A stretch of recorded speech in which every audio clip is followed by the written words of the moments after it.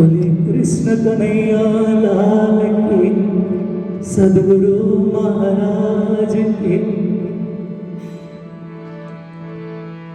सनमंधा मोल को मैं तो पल छोड़ो न जाए। सनमंधा मोल को मैं तो पल छोड़ो न जाए। अब छल बल मोह क्या करे, अब छल बल मोह क्या करे। मोहादतें दियो उड़ाए। सनमंधा मूल को मैं तो पल छोड़ो न जाए। मैं तो पल छोड़ो न जाए।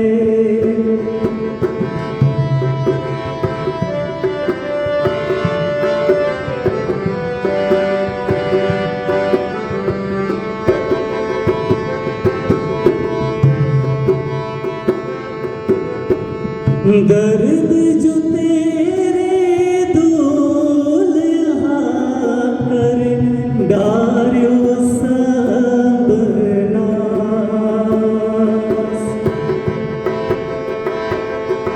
पर आस न छोड़े जीव को करने तुम बिलास। सनमंधा मूल को मैं तो पल छोड़ो न जाए। सनमंधा मूल को मैं तो पल छोड़ो न जाए।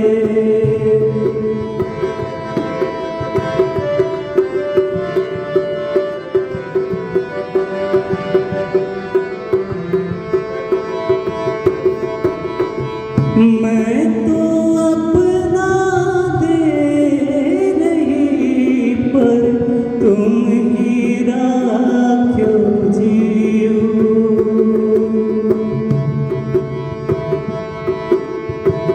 बल दे आप खड़ी करी, कारज अपने पियो।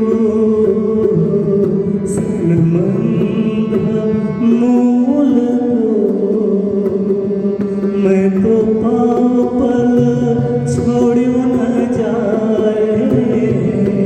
सनमंधा मूल को मैं तो पल छोड़ो न जाए।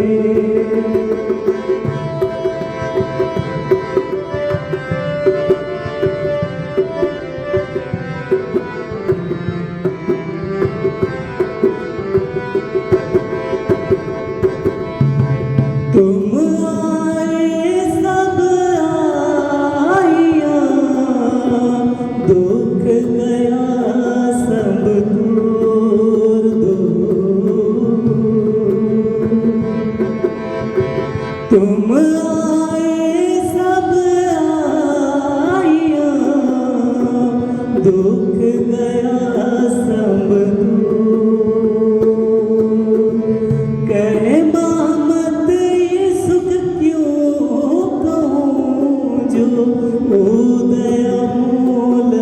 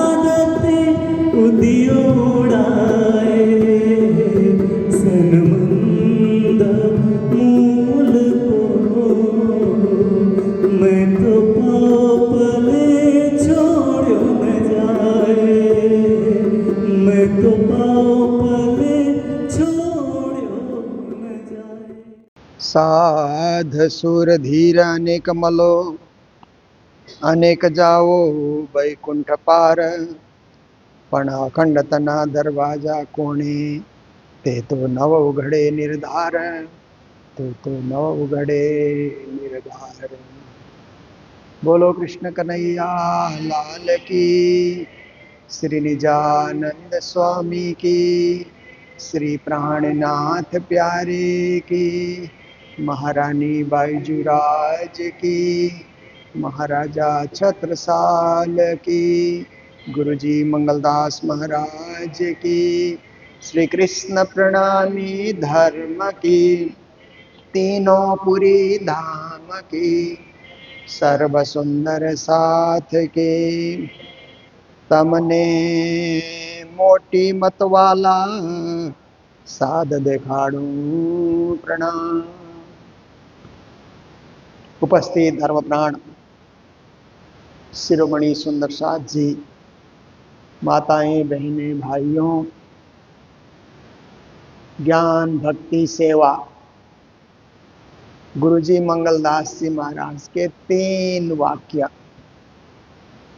जैसे आप देखिए ना, इनको मात्र वाक्य नहीं कहना चाहिए, महावाक्य। क्योंकि वाक्य तो कोई भी बोल सकता है। कोई महात्मा बोल रहा है, महापुरुष बोल रहा है, ऋषि मुनि बोल रहे हैं, त्यागी तपस्वी बोल रहे हैं, तो उनको महावाक्य कहा जाता है। जैसे वेद के महावाक्य है ना, अयम आत्मा ब्रह्म तत्त्वम असि सर्वम खल्विदम ब्रह्म। देखिए, कहते हैं कि प्रज्ञानम ब्रह्म आनंद, 4 वेद के 4 महावाक्य। आप देखिए, 3 शब्द उसमें है। 3 शब्द से ही दुनिया की सारी स्थिति समझ आ जाती है। अयम आत्मा ब्रह्म कहने से ये आत्मा ब्रह्म स्वरूप है। प्राणनाथ जी ने भी यही कहा कि आत्मा परमात्मा का अंश है। इसीलिए पहले आप पहचानो, बिना आप चिन्हे पार ब्रह्म को कौन कहे मैं जानो। आत्मा को पहचानो तो पर ब्रह्म परमात्मा को पहचानोगे। तो कहा अयम आत्मा ब्रह्म, वेद के महावाक्य में। तत्त्वम असि, तत् मतलब वो पर ब्रह्म परमात्मा है। त्वम मतलब तुम, असि तुम ही पर ब्रह्म परमात्मा हो। इसका मतलब है तुम ही पर ब्रह्म परमात्मा के अंश हो। ये इससे स्पष्ट होता है। और प्राणनाथ जी ने भी कहा ब्रह्म सृष्टि ब्रह्म एकांग, सो तो वसत वतन अभंग। ब्रह्म सृष्टि और ब्रह्म एक ही अंग है। ब्रह्म सृष्टि ब्रह्म की ही अंग अंगी है। तो तत्त्वम असि, इसका जो है तात्पर्य प्राणनाथ जी की वाणी में खुल जाता है। प्रज्ञानम ब्रह्म आनंद। फिर देखो, जो ज्ञान से, प्रज्ञान मतलब प्रकर्ष ज्ञान, उत्कृष्ट ज्ञान, उत्कृष्ट ज्ञान से परिपूर्ण जो ब्रह्म है वो आनंद स्वरूप है। तो प्राणनाथ जी महाराज भी कहते हैं ब्रह्म में सच्चिदानंद है, तो आनंद स्वरूपा श्यामा महारानी है। श्यामा महारानी से उसी आनंद का विस्तार करने के लिए 12,000 ब्रह्म सृष्टि। तो महावाक्य चरितार्थ हो रहे हैं।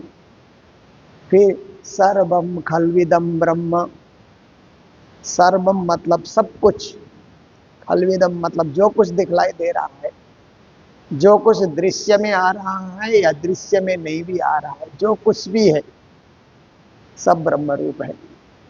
ब्रह्म की सृष्टि है, ब्रह्म की सृजना है, और ब्रह्म द्वारा सभी का आविर्भाव हुआ है। तो प्राणनाथ जी महाराज भी कहते हैं सब कुछ राज्य से हुआ। राज्य पूर्ण ब्रह्म परमात्मा ने अक्षर को आदेश दिया, अक्षर ने सबलिक ब्रह्म को अव्याकृत ब्रह्म को, प्रणव ब्रह्म को, प्रणव ब्रह्म के द्वारा भगवान नारायण एको हम बहुश्याम, फिर सर्वम खलविदम ब्रह्म, सारे जगत में सृष्टि का विस्तार हो जाता है। तो वेद के जो महावाक्य हैं, द्वादश महावाक्य कहा जाता है इनको। 12 शब्द उनमें आते हैं, 3-3 शब्द करके, तो इनको महावाक्य कहा जाता है। तो इसी प्रकार से आप देखिए प्राणनाथ जी महाराज की वाणी में महावाक्य क्या है। सुख शीतल करूं संसार, देखो संसार में सुख शीतलता देना, संसार में शांति देना, सद्भाव देना, प्रेम देना, एकता देना, सबको बांध करके रखना, किसी को दुख दर्द नहीं देना, कष्ट नहीं देना। हमारा स्वभाव ऐसा होना चाहिए, क्योंकि ये स्वभाव से होता है। किसी का स्वभाव ऐसा होता है कि जीवन भर किसी को कष्ट नहीं देता है, सबकी भलाई, सबकी अच्छाई, सबका उत्थान, सबको साथ लेकर के चलना, समबद्धध्वम समगच्छध्वम, सबको साथ लेकर के चलना, जमात बना करके चलना, हो सैया जमातदार। और किसी किसी का स्वभाव होता है कि बात बात पे किसी को कष्ट देना, टोकते रहना, परेशान करते रहना, द्वेष बढ़ाते रहना, लड़ाई झगड़ा में बने रहना, स्वभाव होता है, तामसी स्वभाव। तो आप देखिए प्राणनाथ जी महाराज कहते हैं, आप तामसी स्वभाव को छोड़ो, राजसी स्वभाव को छोड़ो, स्वात्सी स्वभाव से भी ऊपर उठो, निर्गुणी बन जाओ, फिर कहो सुख शीतल करूं संसार। ये जो प्राणनाथ जी का ज्ञान है, प्राणनाथ जी ने जो धर्म हमें दिया, जो पद्धति हमें दी, उससे हम संसार को सुख बांट सकें, शीतलता बांट सकें, प्रेम बांट सकें, सद्भाव बांट सकें, सत्संग और सत विचार को बांट सकें। तो गुरु जी मंगलदास जी महाराज ने भी 3 शब्द को महावाक्य के रूप में प्रस्तुत किया, ज्ञान, भक्ति, सेवा। आपको ज्ञान होना चाहिए, क्या सही है क्या गलत है, क्या करना है क्या नहीं करना, कहाँ जाना कहाँ नहीं जाना, क्या खाना क्या नहीं खाना, ज्ञान होना चाहिए। तभी तो आप सही सही मार्ग में चलोगे। नहीं तो ज्ञान नहीं है तो गलत मार्ग में भी चल सकते हो, गलत निर्णय भी ले सकते हो, गलत करने वाले को साथ भी दे सकते हो। इसलिए ज्ञान होना। फिर भक्ति की जरूरत है, क्योंकि मात्र ज्ञान शुष्क ज्ञान होता है, उसमें रस नहीं होता है। मात्र ज्ञान की बातें करें तो रस आता ही नहीं है। इसीलिए ज्ञानियों ने, मुनियों ने, वेद व्यास जी ने, सुखदेव जी ने भागवत की रचना क्यों की? क्योंकि वैदिक वेदांत का जो प्रवचन करते थे तो एकदम शुष्क हो जाता था वेदांत का प्रवचन। फिर उसको रसमय बनाने के लिए भक्ति से जोड़ा, भक्तों के चरित्र से जोड़ा, कृष्ण की लीला से जोड़ा। तो है तो वही वेदांत, है तो वही ब्रह्म का अनुभव, पर भागवत में उसको रस भर दिया गया, भक्ति भर दिया गया। इसलिए भागवत सुनने में ज्यादा आनंद आता है, रस आता है। हजारों हजार लोग भागवत सुनते हैं और हर भागवतकार की कथा कहीं न कहीं होती ही है, कहीं न कहीं उसको भी श्रोता मिल जाते हैं। छोटा हो, बड़ा हो, सामान्य हो, कोई भी भागवत कथाकार है, खाली नहीं रहता है, क्योंकि वहाँ भक्ति का प्रचार है ना, भक्ति रस है भागवत में। भागवत सुनने से भक्ति रस टपकने लगती है जीवन में। फिर आप देखिए गुरु जी ने एक और शब्द दिया, सेवा। कहीं भी हम रहें तो सेवा करते रहें। सेवा कराना ये अच्छी बात नहीं है, सेवा करना, सेवा में संलग्न रहना ये अच्छी बात है। हम किसी की सेवा करें, दूसरे के काम आए, तो सबसे बड़ी बात होती है। इसलिए कुछ न कुछ सेवा, तन की सेवा, मन की सेवा, धन की सेवा, वचन की सेवा, कुछ भी सेवा हम करें, औरों के काम आए। एक भूले हुए को रास्ता बता दें, वो भी एक बहुत बड़ी सेवा होती है। कोई भटक रहा है, उसको रास्ता बता दिया। कोई भूखा है, उसको भोजन करा दिया, वो भी एक सेवा है। कोई प्यासा है, उसको जल पिला दिया, वो भी एक सेवा है। देखिए, सेवा कोई छोटी और बड़ी नहीं होती है। सेवा तो समर्पण की जो है एक भावना है। आप सेवा में समर्पित हैं तो कहीं भी सेवा कर सकते हैं। जहां जाओ वहीं सेवा क्षेत्र खुला है आपके लिए। और नहीं करते हैं तो कुछ बोलते हैं सेवा बताओ, सेवा बताओ। लोग बोलते रहते हैं ना, हमें कोई सेवा बताओ, सेवा बताओ। अरे आप कीजिए ना, बताने की क्या जरूरत है। जो दिखे वो सेवा आप कीजिए। सब सेवा एक समान है। नहीं कछु सेवा इन दिल इन समान, जो दिल सनकुल करे पहचान। कहते हैं ना, सेवा के समान कोई वस्तु नहीं है, पर दिल प्रसन्न होकर के करे। दुख से सेवा न करे, अप्रसन्न दिल से सेवा न करे। हंसते हुए खुशी से प्रसन्नता के साथ आप सेवा करें, तो उस सेवा के समान कोई और चीज है नहीं। तो आज की चौपाई में श्री जी महाराज हमें समझा रहे हैं, तमने मोटी मत वाला साध दिखाड़ू। ये तो वही अटकले केम पामी प्रकरण चल ही रहा है। तो संसार में मोटी बुद्धि वाले, बड़ी बुद्धि कहते हैं ना, दो प्रकार की बुद्धि होती है ना। एक क्या है कि मोटी बुद्धि। मोटी बुद्धि क्या है कि बुद्धि तो है परंतु कामयाब नहीं है। और गुजराती में मोटी कहने से बड़ी को कहते हैं। जो बड़ी है, जैसे बड़े भाई कहते हैं तो मोटा भाई बोलते हैं गुजरात में। मोटा का मतलब कोई तंदुरुस्त जाड़ा है, ऐसी बात नहीं है। पर वहाँ एक चलन, एक भाषा है। मोटा भाई कहते हैं बड़े भाई को, मोटी बहन कहते हैं। अब जो बड़ी बहन होती है उनको मोटी बहन ऐसा कहते हैं। तो मोटी मत कहा श्री जी ने, ये क्योंकि ये प्रकरण गुजराती में चल रहा है। मोटी मत मतलब बड़ी बुद्धि वाले। और हिंदी में मोटी बुद्धि कहने से जल्दी जो नहीं पकड़ पाता है, जल्दी न नहीं समझ पाता है, उसको मोटी बुद्धि कहते हैं ना। बारीक बुद्धि क्या है कि सुनते एक बार सुना दो तो पकड़ लेता है। एक बार कुछ आपने कहा तो उसको ध्यान आ जाता है, स्मरण हो जाता है, तो उसकी बुद्धि बारीक है, पतली बुद्धि है। और जिसकी बुद्धि मोटी है, बार बार बोलते चलो, फिर भी जैसे काम करने वाले लोग होते हैं ना, उनको रोज बताना पड़ता है, ये करो ये करो ये करो, क्योंकि मोटी बुद्धि होती है। जो लेबर काम करते हैं उनको डांटते रहते हैं ना, जो उनके काम कराने वाले हैं। और बारीक बुद्धि है तो एक बार बता दिया तो रोज जरूरत ही नहीं है, बस वही करते रहेंगे करते रहेंगे। स्कूल में बच्चे भी होते हैं, मोटी बुद्धि वाले बच्चे होते हैं तो समझते नहीं, उनको बार बार पढ़ाना पड़ता है। और बारीक बुद्धि वाले हैं तो एक बार आपने पढ़ाया बस समझ गए। ये हिंदी में ऐसा अर्थ होता है। पर गुजराती में मोटी बुद्धि, मोटी मत कहने से बड़ी मत वाले भी समझा जाता है कि जो अपनी बुद्धि को सबसे बड़ी समझते हैं।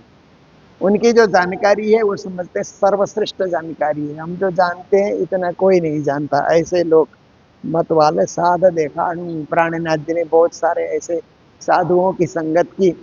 यात्रा के दरमियान में कई साधु मिलते थे। हरिद्वार में तो कुंभ मेले में बहुत सारे साधु जन मिले, तो अपनी बुद्धि को ही सबसे बड़ी समझते हैं।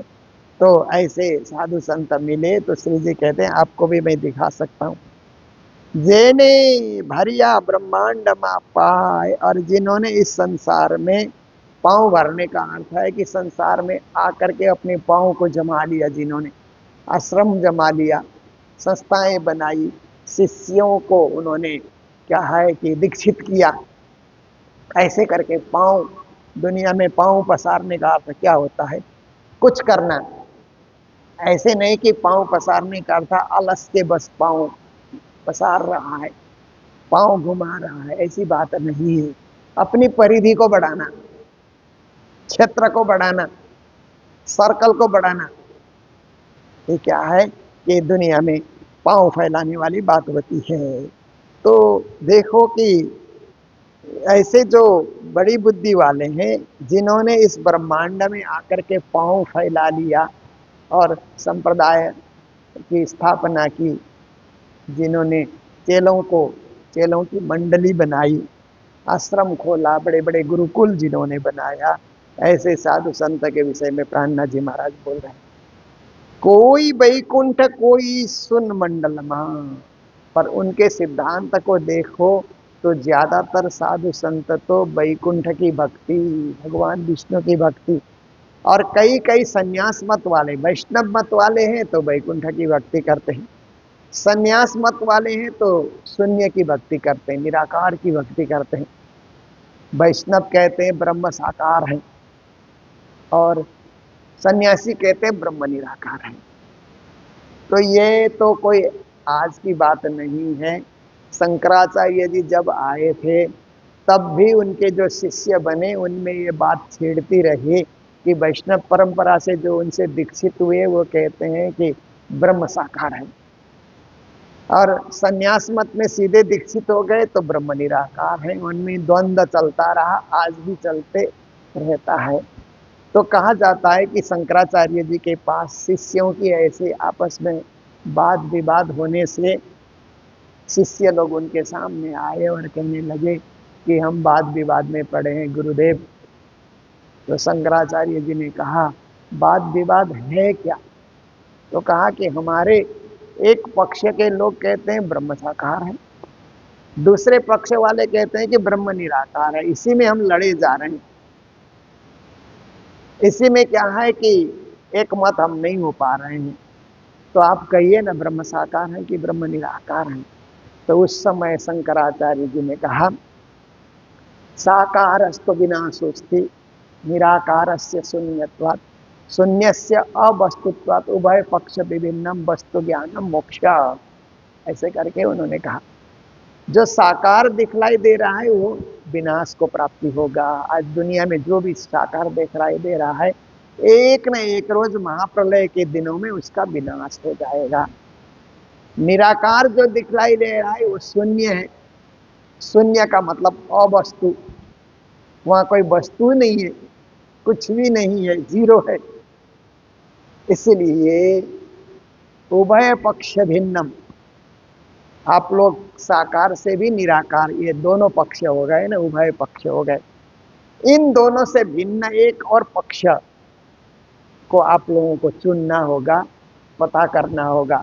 उभय पक्ष भिन्नम वस्तु ज्ञानम, ये दोनों पक्ष से ऊपर उठ करके जिस वस्तु का ज्ञान प्राप्ति करोगे, जिस तत्व का ज्ञान प्राप्त करोगे, उसी को मोक्ष कहा जाता है। तो इसका इशारा हुआ कि ब्रह्म सच्चिदानंद स्वरूप है, साकार निराकार से परे तो सच्चिदानंद स्वरूप है। इसलिए प्राणनाथ जी ने केवल ब्रह्म अक्षरातीत सच्चिद आनंद रूप, प्राणनाथ जी ने प्रतिपादित किया कि ब्रह्म सच्चिद आनंद स्वरूप है और वो केवल सच्चिद आनंद में ही बने रहेंगे, साकार निराकार से वो परे हैं, ऐसे प्राणनाथ जी महाराज ने प्रतिपादित किया। तो यहाँ पर यही बता रहे हैं अधिकांश तो साकार और निराकार के इस जो है द्वंद्व में पड़े हुए हैं। एटला लगे पहुंचाए, और जहाँ की भक्ति होती है वहीं पहुंचा जाता है। जेरे गाम ने लीजे बाटे आवे ते हज गाम। एक जगह श्री जी ने और कहा कि जिस गांव का रास्ता लोगे वही गांव सामने आएगा। अपने स्वर्ग का मार्ग लिया तो स्वर्ग आएगा सामने, वैकुंठ का लिया वैकुंठ आएगा, शून्य का मार्ग आपने चुना शून्य सामने आता है। जहाँ का लक्ष्य लिया वहीं जाकर के आप पहुंचोगे, जहाँ का जीपीएस डालते हैं ना आजकल वहीं जाकर के पहुंचते हैं। ऐसे ही जहाँ का सिद्धांत पकड़ा वो भक्त वहीं जाकर के पहुंचेगा। पार ब्रह्म पाम्या तणा, पर ब्रह्म को पाने के लिए, पर ब्रह्म का धाम जाने के लिए और पर ब्रह्म से परिचित होने के लिए अनेक उद्यम करे साधुओं ने अनेक उद्यम किया। परिश्रम किया, अनेक उपाय किया, अनेक खोजी की उन्होंने कि परब्रह्म को पाया जाए, क्योंकि शास्त्रों में परब्रह्म शब्द है, इसलिए उनकी खोज की जाए। ऐसा करके अनेक अनेक उद्यम उन्होंने किया। चढ़ी बैकुंठ आगा बढ़े, बैकुंठ तक पहुंचे, उससे भी आगे बढ़े, वैकुंठ से भी आगे बढ़े तो गोलोक धाम तक, श्री कृष्ण का जो दिव्य धाम है जहाँ बाल स्वरूप श्री कृष्ण रहते हैं, गोलोक धाम तक ही उन्होंने खोज की आगे बढ़ने से। तो श्री प्राणनाथ जी महाराज कहते हैं कि कई कई लोग गोलोक धाम नहीं पहुंच पाए, वैकुंठ से आगे बढ़े, गोलोक धाम पहुंचे नहीं, बीच ही में भटक गए। यहाँ तो आड़ी अगम अगाध, उस अगम में, उस शून्य में वो खो गए, उनका अस्तित्व खो गया, शून्य से निकल ही नहीं पाए। आगे उनके पास जाने के लिए कोई ऐसे कोई तत्व ज्ञान, ब्रह्म ज्ञान ऐसे कुछ उनके पास रहा नहीं, जहाँ तक वो अपने विवेक से आगे बढ़ सके बढ़े, उससे आगे वो नहीं जा सके। साध आउद सर्वे साच भी, साधु संतों ने सब हथियार को सजाया, प्रेम को, भक्ति को, सेवा को, साधना को, शील को, संतोष को, विरह को, वैराग्य को, न जाने कितने हथियार सजाया ब्रह्म प्राप्ति के लिए।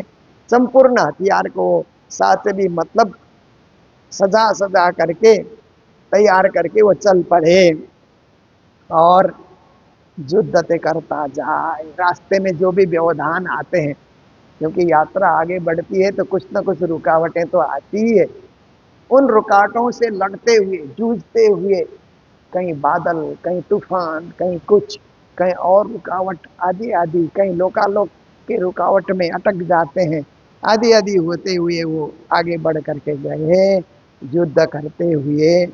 लोही मास न रहे अंग ऊपर, इस प्रकार उन्होंने तपस्या करते हुए, साधना करते हुए अपने शरीर के खून को भी सुखा दिया, अपने शरीर के मांस को भी उन्होंने सुखा दिया, केवल हड्डी और चमड़ी रह गई। तपस्या करते करते, ध्यान करते करते, परब्रह्म की खोज करते करते, ब्रह्म प्राप्ति के लिए ये ध्यान मार्ग से आगे बढ़ते हुए, योग मार्ग से आगे बढ़ते हुए, बचमा श्वास न खाए, कई लोगों ने तो प्राणायाम करके श्वास भी सही ढंग से नहीं लिया, क्योंकि श्वास लेने की एक क्रिया होती है ना, ऑटोमेटिक है ये श्वास, तो जो फेफड़े का काम है वो ऑटोमेटिक काम है ना, लंग्स, लंग्स से श्वास खींचना, श्वास छोड़ना, श्वास खींचना, श्वास छोड़ना, तो 1 मिनट में 15 बार होता है। स्वस्थ जो आदमी होता है 1 मिनट में 15 बार श्वास लेता है, 1 घंटे में 900 बार श्वास लेता है, और 24 घंटे में आप देखिए कि इसी तरह से वो लेता जाएगा, तो श्वासों पर श्वास की प्रक्रिया चलती रहेगी, तो 21,600 बार लेगा, 21,600 बार लेगा, ये गिनती है। कुछ लोग बोलते हैं 21,606, वो लास्ट में 6 फालतू में वो जोड़ते हैं, उसकी कोई ज़रूरत नहीं है, वो हिसाब में नहीं आता है। हिसाब में आता है 21,600, क्योंकि 1 घंटे में 900 बार लिया, तो आज 24 घंटे से गुना कर दीजिए तो 21,600 हो जाता है। तो 1 मिनट में हो गया 15 बार। ये ऑटोमेटिक क्रिया है, इसमें कुछ नहीं करना है, परमात्मा ने सृष्टि रची और ये क्रिया परमात्मा ने सौंप दी। तो योगी जन क्या करते हैं कि श्वास को रोकते हैं, क्योंकि प्राणायाम के द्वारा परमात्मा को पाना है, तो ऑटोमेटिक गति को रोक करके कई कई देर तक श्वास को रोक करके वो ब्रह्म का ध्यान करते हैं, परब्रह्म का ध्यान करते हैं, समाधि योग करते हैं। तो बचमा श्वास न खाए, बीच में श्वास भी नहीं लेते हैं। इतनी बड़ी बड़ी तपस्या, इतनी बड़ी बड़ी साधनाएं, और इतनी जो है इनकी तपस्या की शरीर भी सूख गया, खून भी सूख रहा है, ऐसी स्थिति उनकी हो गई है, पर परब्रह्म का द्वार उनके लिए भी नहीं खुल रहा है, क्योंकि परब्रह्म का द्वार योग के माध्यम से, ध्यान के माध्यम से, ज्ञान के माध्यम से जल्दी नहीं खुलता, जितना जल्दी भक्ति के माध्यम से खुल जाता है। प्रेम लक्षणा भक्ति के मार्ग से वो द्वार जो फटाफट खुलता है कि पंथ होवे कोट कलप प्रेम पहुंचावे मिने पलक। ये मार्ग न चुनने के कारण उन्होंने ज्यादा तपस्या की, परिश्रम ज्यादा किया, प्राप्ति कम हुआ। और भक्ति करने वाले परिश्रम कम करके भी प्राप्ति ज्यादा कर लेते हैं, क्योंकि उन्होंने भक्ति का मार्ग चुना है, प्रेम का मार्ग चुना है, समर्पण का मार्ग चुना है। तो इतने में ही आज की चर्चा को भी विराम दे रहे हैं, क्योंकि हम लोग 2 या 3 चौपाई का ही रहस्य सुन पाते हैं, क्योंकि इतनी सारी चौपाइयों का एक साथ अर्थ खोलने से उसको पचाना, डाइजेस्ट करना भी मुश्किल होता है। तो थोड़ा थोड़ा करके हम इसका आस्वादन करेंगे, तो इस वाणी का रहस्य, मर्म, ज्ञान, तत्वबोध हमें आसानी से हो सकेगा और हम प्राणनाथ जी से जुड़े रहेंगे, प्राणनाथ जी के विचारों से जुड़े रहेंगे। तो आज के दिन जो मंगल धाम में भंडारे की सेवा आई है, राजभोग भंडारे की सेवा, हमारे श्री कृष्ण प्रणामी धर्म सभा के महासचिव श्री हरि प्रसाद अधिकारी जी और उनकी धर्मपत्नी सरस्वती अधिकारी जी, दोनों ही धर्म प्रेमी हैं और दोनों ही संस्थाओं के काम के लिए सदा सदा संलग्न रहते हैं। उनकी शादी के 50 वर्ष की क्या है कि 50वीं सालगिरह बोलते हैं ना, वर्षगांठ बोलते हैं ना, 50 साल पूरा होना, एनिवर्सरी। ये तो 50वीं वर्षगांठ होने पर उस उपलक्ष्य में आज यहाँ पारायण, भंडारा आदि की सेवा उनकी ओर से प्राप्त हुई है। तो उनके सुपुत्र प्रणय, सुपुत्री श्रद्धा और सपरिवार को बहुत बहुत बधाई, मंगल बधाई देते हैं। और आज के दिन ही हमें सेवा प्राप्त हुई है। अमरावती निवासी रश्मि भाई सोमैया, रचना सोमैया ने भी गुरुजी मंगलदास जी के नाम से मंगलधाम में सेवा उन्होंने भेजी है।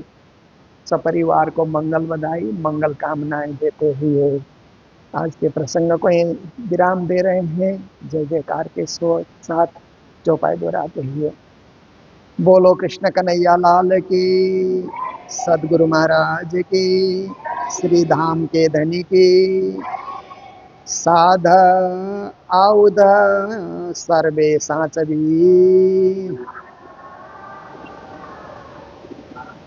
जुद्धते करता जाए, लोही मासन रहे अंग ऊपर, बचमा श्वासन खाए, बचमा श्वासन खाए। बोलो श्री प्राणनाथ प्यारे की, श्री धाम के धनी की प्रणाम।